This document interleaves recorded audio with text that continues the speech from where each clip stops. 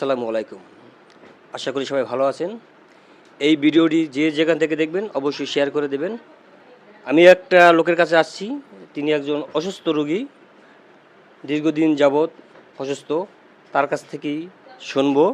আচ্ছা, আপনি যে এই যে সমস্যা যে দেখতে আসছি, হ্যাঁ, এটা কি ছোটকাল থেকে সমস্যা? ঘুড়ি উড়াতে গিয়ে ছাদের থেকে পড়ে গিয়েছি। আপনার তখন বয়স কত? যখন আমার 11 বছর বয়স।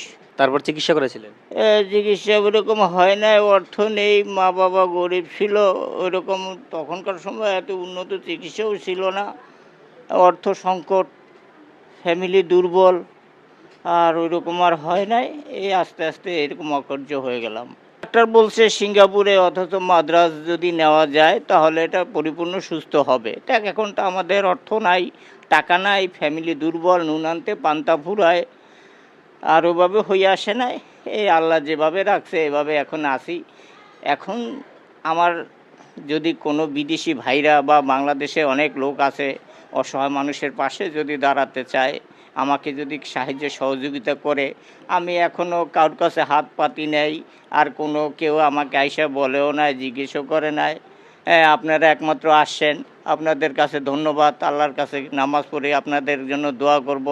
আপনারা অসহায় মানুষের পাশে দাঁড়াচ্ছেন, তারপরে আমার এই ফুটেজটা সবার কাছে দিচ্ছেন, ভিডিও করছেন, বিভিন্ন চ্যানেলে যেন মিডিয়ায় যেন আমার এটা প্রচারণা করা হয়, এবং বিদেশি প্রবাসী ভাইরা যারা আছে তারা যেন আমার কাছে আমার সাহায্য সহযোগিতা করে, বা আমাদের বাংলাদেশে অনেক লোক আছে অসহায় মানুষের পাশে যেন দাঁড়ায়। আমাকে যদি কেউ হেল্প করে, হ্যাঁ, আমাকে, তাহলে আমি বিভিন্ন একটা কাজকর্ম করে খেতে পারতাম, বা একটা ব্যবসা বাণিজ্য করে খেতে পারতাম। আমার 3 ছেলে 2 মেয়ে, এরা তো এরকম ভালোভাবে লেখাপড়া করতে পারতেছি না, হ্যাঁ, ঠিকমতো জীবনযাপন করতে পারতেছি না, টাকা পয়সা নাই, হ্যাঁ, একবেলা খেতে পারলে আর একবেলা খেতে পারি না, ঘর ভাড়া দিতে পারি না, খুব কষ্টে আছি।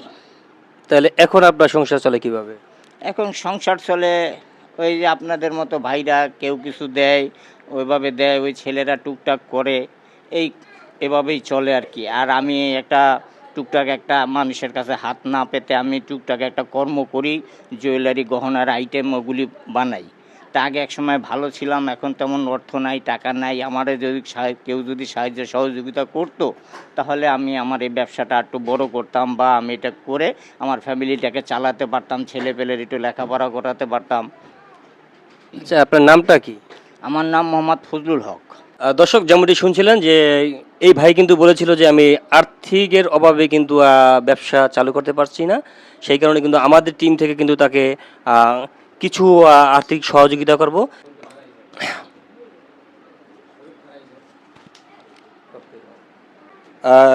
সেই আর্থিকটাই কিন্তু আমাদের টিম থেকে কিন্তু তার হাতে এখন তুলে দেবো, যেমন দেখতে পাচ্ছেন।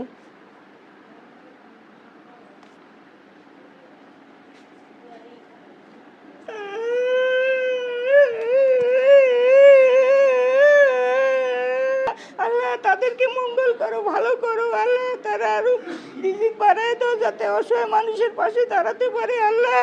আসসালামু আলাইকুম।